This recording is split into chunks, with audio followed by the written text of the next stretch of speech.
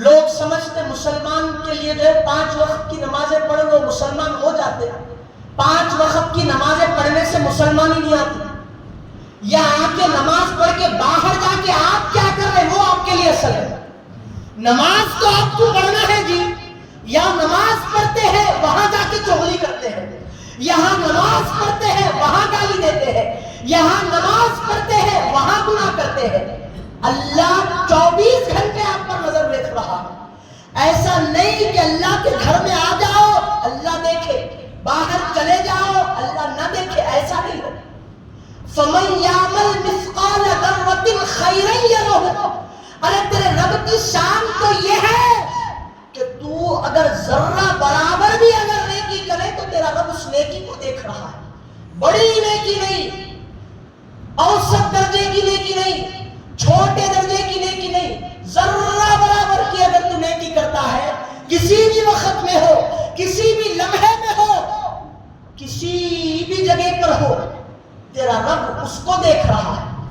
اور تیرا رب جب تیری نیکی کو دیکھ رہا ہے وَمَن يَعْمَلْ مِثْقَالَ ذَرَّةٍ شَرًّا يَرَهُ. اور یہ نہ سوچنا کہ گناہ کرے تو اللہ نہیں دیکھ رہا. جس طرح ذرے برابر کے کیے ہوئے عمل کو تیرا رب دیکھ رہا ہے تو ذرے برابر کے کیے ہوئے گناہ کو بھی تیرا رب دیکھ رہا ہے. تیرے رب کی شان یہ ہے. عزیزان محترم, اللہ رب العزت چاہتا بندوں سے یہ ہے کہ دین میں استقامت دکھائی جائے, اور جب دین میں استقامت دکھاتے تو اللہ کی طرف سے آزمائش بھی ہوتی, کیونکہ اللہ آزمائش لیتا کہ کٹھن وقت میں بھی کیا ہے نہیں کو اللہ مان رہا کہ نہیں مان رہا. خالی اللہ کو اللہ بولنے سے اللہ بولنا نہیں ہوتا. اللہ کو اللہ بولنے کے لیے شرط یہ ہے, اللہ ماننے کے لیے شرط یہ ہے کہ جو جو اللہ کرنے کے لیے بول دیا وہ کرنا. جن جن چیزوں سے اللہ رک جانے کے لیے بولا ان سے رک جانا. تو جب معلوم ہوتا کہ ہاں انہیں اللہ کو اللہ بولا اور اس پہ استقامت دکھا, اس کے بعد کچھ بھی نہیں ہوتا. حضرت ابو بکر صدیق رضی اللہ عنہ جب اسلام لائے تو دیکھے کہ تعداد 48 کی ہو گئی, 38 کی تعداد ہو گئی, 2 کم 40 کی. تو حضور سے بولے کہ یا رسول اللہ دین حجروں میں نہیں چلے گا, اب دین جو ہے ڈنکے کی چوٹ پہ پھیلایا جائے گا. حضور بولے کہ ابو بکر اتنی جلدی نہیں کرنا, تھوڑا سا وقت لے لو, تھوڑے وقت کے بعد جو ہے ہم لوگوں کو دین پھیلائیں گے پورے بازار میں نکل کے. صدیق ایک اور نہیں مانے, یا رسول اللہ نہیں.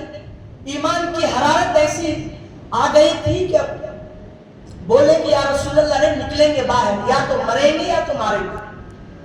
تو کثرت سے اصرار کرنے کے باوجود حضور نہیں چاہتے تھے کہ جتنے لوگ ایمان لے کے آئے ان کو تکلیف ہو اور دوسرے لوگ دیکھ کے پھر دور ہو جائے اور ان کو کہیں ایمان لانے کی وجہ سے جو ہے ان کو تکلیف نہ ہو. تو بولے کہ ابھی وقت ہے, تو ابو بکر نہیں مانے. اس کے بعد کیا کرے, اصرار کرنے کے بعد حضور حرم شریف میں دار ارقم سے باہر نکلے, حجرے سے صحابہ کے ساتھ چلے گئے, اور جانے کے بعد پورے جو ہے حرم شریف میں لوگ بیٹھ گئے. ابو بکر صدیق خطبہ دینے کے لیے کھڑے ہو گئے. سب سے پہلا اسلام کا خطبہ صدیق اکبر دینے لگے. لوگوں نے دور سے سنا کہ ابو قحافہ کا بچہ جو ہے اسلام کی تبلیغ کر رہا ہے 38 کا لشکر لے کے. تو دوڑے دوڑے لوگ آ گئے, اور لوگ آ کے بات کرنے نہیں لگے, ٹوٹ پڑنے لگے, پورے صحابہ کو مارنے لگے. اور خطبہ دینے والے ابو بکر صدیق جو اسلام کے پہلے خلیفہ, یہ وہ صدیق اکبر کے جن کے بارے میں حضور نے فرمایا کہ اے صدیق تم کو اللہ جنت کی بشارت دیتا ہے. اور اسلام کا سب سے پہلا خلیفہ جس کو اللہ نے مقرر کیا, جس کو حضور نے مقرر کیا, ان کا نام صدیق اکبر. سب سے زبردست صحابی اسلام کے مسلمانوں کے. تو خلیفۃ المسلمین, اول المسلمین, خلیفۃ المسلمین صدیق اکبر کیا کیے, خطبہ دینے لگے تو لوگ آ کے ان کو مارنے لگے, زمین پر گرا دیے, ان کے اوپر چڑھ کے کودنے لگے. عتبہ بن ربیعہ فوری بھاگتا ہوا آیا, اور اس کے چپل جو بھی وہ پہنتا تھا, جوتے بھاری ہو گئے تھے، وزنی جوتے پہنتا تھا ہمیشہ. تو صدیق اکبر کو جب زمین پہ لٹا کے مارنے لگے تو وہ جوتے پہن کے آیا، وزنی جوتے، اور صدیق اکبر کے پیروں پہ جوتے مارنے لگا. صدیق اکبر صاحب، اہل سنت والجماعت میں فاتحہ اس وقت تک نہیں پوری ہوتی جب تک کہ صدیق اکبر کا نام نہیں لیا جاتا. یہ وہ صدیق اکبر ہے جن کو ہم اپنا رول ماڈل بنائے، ان کا یہ عالم ہے. اور رول ماڈل بنائے ہوئے شخص کا یہ عالم ہے تو جن کو رول ماڈل جو شخص بنایا اس کا کیا عالم ہے. جوتے لے کے اتنا زار و خطار منہ پہ مارنے لگا کہ منہ سج گیا، ناک چھپ گئی، اتنا موٹا منہ ہو گیا، خون نکلنے لگا منہ سے. ایسا پلٹا کے پیٹھ پہ مارنے لگے صدیق اکبر، پیٹھ کے اوپر چڑھ کے کودنے لگے صدیق اکبر کے. لوگوں نے سوچ لیا کہ صدیق اکبر مر گئے، صاحب ہو گیا صدیق اکبر کا کام. بنو تیم کے لوگ ان کے قبیلے کے بھاگ کے آئے، لوگوں کو ڈھک لے، کافروں کو، اور صدیق اکبر کے جسم پہ لحاف چادر اڑائے اور گھر لے کے چلے گئے. ایک دن گزر گیا، آوازیں دینے لگے، صدیق اکبر آواز نہیں کر رہے تھے، بے ہوشی کے عالم میں تھے. شدید زخم جسم پہ، گہرے اثر پڑ گئے صاحب. اب اس کے بعد کیا ہوا؟ لوگ جگا رہے، سوچ رہے، بلا رہے، آوازیں دے رہے، گشارش نہیں ہو رہے، بیداری نہیں ہو رہے. لوگ سمجھے کہ کیا ہو جاتا کہ ان کے قبیلے والے کے لوگ سمجھے کہ ہو گیا ان کا کام. پھر وہ کافروں کے پاس آ کے بولے کہ اگر صدیق اکبر مر جائیں گے تو خبردار جو لوگ یہاں پر آ کے ان کو تکلیف دیے سب کے ساتھ جو ہے ہم قصاص کا معاملہ کریں، سب کو ختم کر دیں گے، سب کو تہہ دیر پہنچا دیں گے، تہہ دیر. اب اس کے بعد کثرت سے ان کی طرف متوجہ ہوئے لوگ. تو ایک دن گزر جانے کے بعد صدیق اکبر یہ نہیں بولے کہ میں اچھا ہوں. کھانے کے لیے کھانا پیش کرے تو کھائے لے، پانی کے لیے پانی پیش کرے تو پانی پیے لے.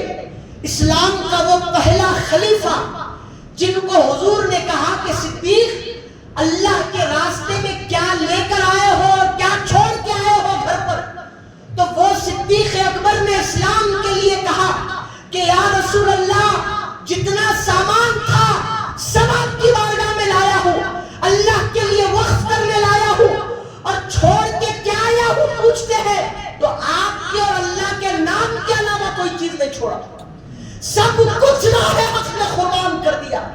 یہ وہ صدیق اکبر کہ جن کو دنیا میں جنت کی بشارت ملی، ان کو لوگ کھلانے کے لیے آمدہ ہو رہے تو نہ کھا رہے نہ پی رہے. بولے ابو بکر بات کرو، تو صدیق اکبر کیا نکلے زبان سے جملے تکلیف میں؟ ما فعل رسول اللہ صلی اللہ علیہ وسلم. بات بعد میں کرنا، پہلے میرے حبیب پاک کا کیا حال ہے وہ سناؤ. یہ اسلام میں استقامت ہے، یہ دین میں استقامت ہے. جنہوں نے حالت بیماری اور مرض میں بھی نہ دین کو چھوڑا اور نہ دین کی تبلیغ کرنے والوں کو چھوڑا، جب تکلیف والی حالت میں انہوں نے اللہ کو نہیں چھوڑا تو تم راحت والی حالت میں اللہ کو کیسا چھوڑ سکتے تھے؟ راحت والی حالت میں اللہ کو کیسا چھوڑ سکتے؟ جیسے ہی لوگوں کو معلوم ہو گیا، ان کے قبیلے والے بولے کہ اتنا ان کے پیچھے کرے، لوگ جو ہے وہ انسان کے لیے ہے کہ عمر کی بہن ام جمیل بن خطاب سے کہنا، بنت خطاب سے، وہ کہیں گی کہ حضور کیسے ہیں.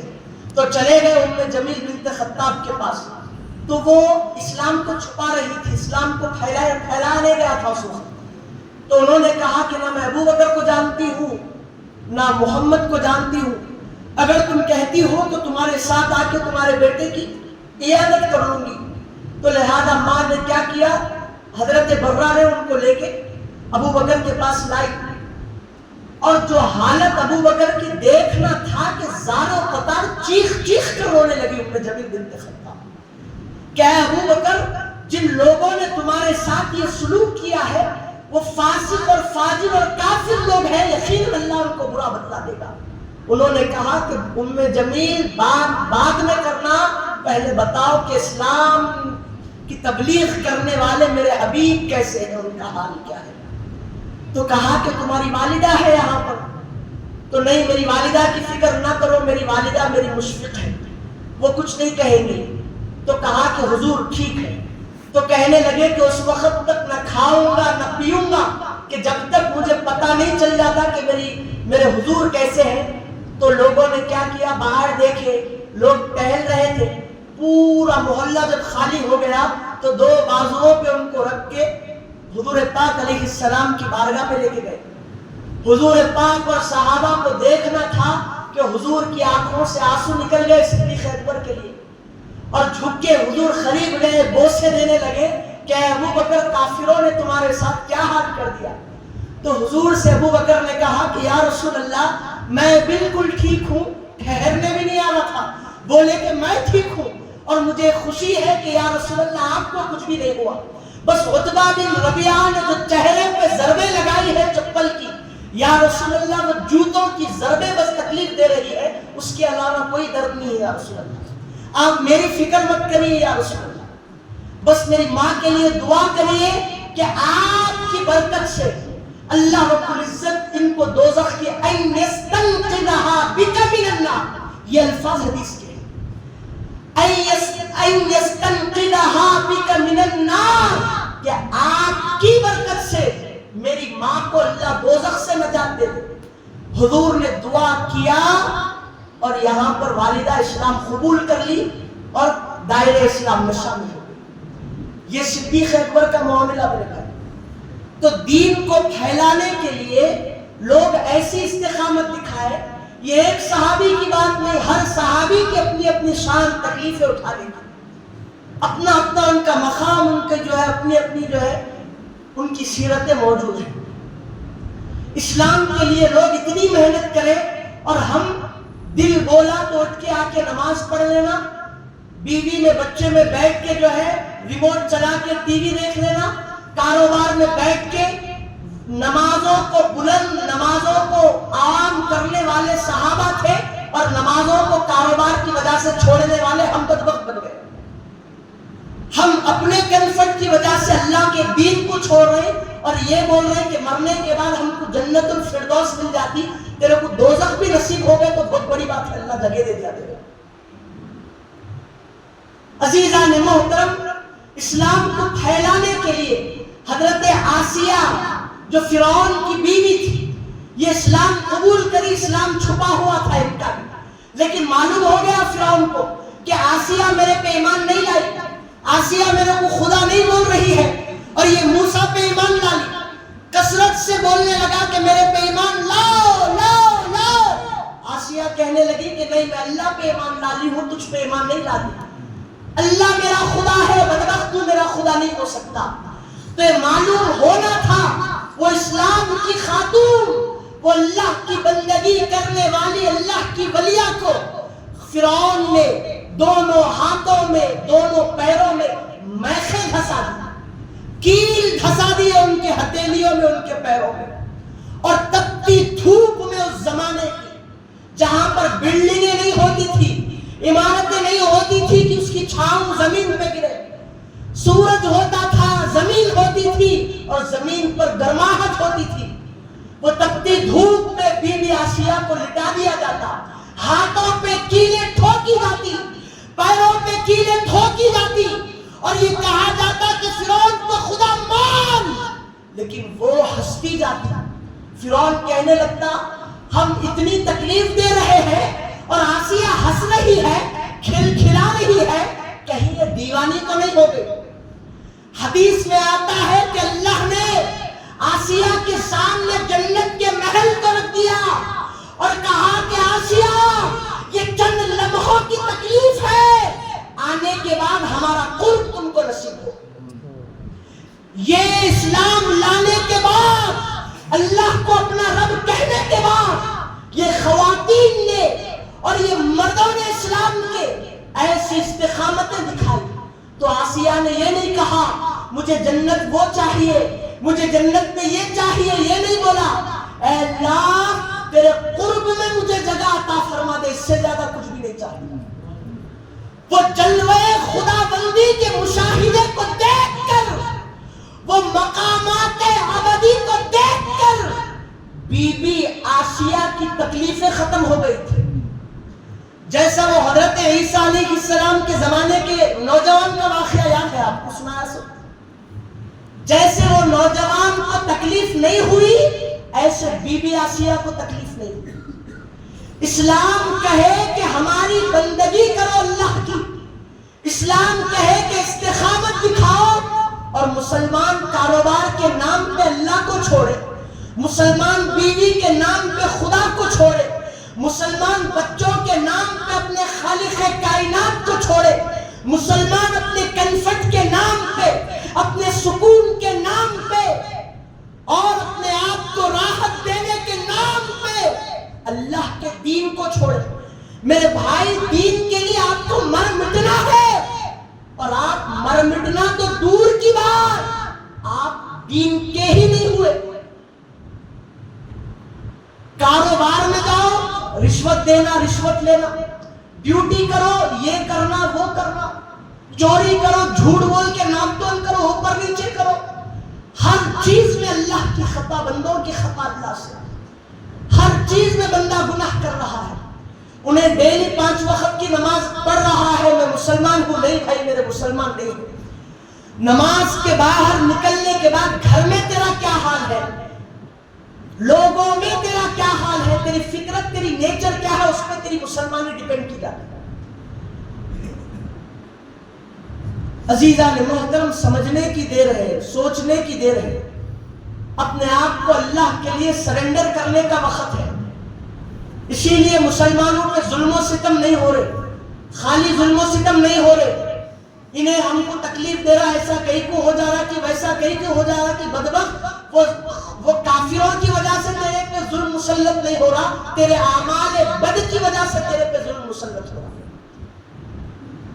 جب تک اسلام کے نہیں ہو جاتے اس وقت تک اپنے آپ کو ایک سکسیس مین پرسن نہیں بول رہا، کامیاب انسان نہیں بول رہا. ہر دنیاوی ماں باپ کے ذہن میں یہ بات ہے کہ کامیاب انسان اس کو بولتے کہ اچھی جاب ملنا، اچھا پڑھنا، ایجوکیشن حاصل کرنا، 1 لاکھ روپے کی تنخواہ آ جانا، انگلش فر بولنا. انہیں اچھا ہے کہ آج کے زمانے میں، لیکن خدا کی قسم انہیں دوزخی ہے. انہیں کیوں؟ اگر اس کے ساتھ انہیں اللہ کا ہو گیا تو ٹھیک ہے، نہیں تو اس سے بدتر روئے زمین میں کوئی بھی نہیں. تیری انگلش تیرے دنیا میں رہنے تک قائم رہتی، تیری ڈیوٹی تیرے دنیا میں رہنے تک قائم ہوتی، بدبخت مرنے کے بعد خبر میں عمل تیرے ساتھ آتے، اللہ تیرے ساتھ رہتا. جو ہمیشہ رہنے والی چیز ہے اس کو چھوڑ دیے، جو ختم ہونے والی چیز ہے اس کے پیچھے گھسارے بچے، گھسارے. ٹیوشن کو کہیں کو لے گیا، کل کو چھٹی کہیں کو مارا، نماز کو کہیں کو گیا نہیں پوچھ رہے، مارکس کہیں کو اتنے کم آ گئے.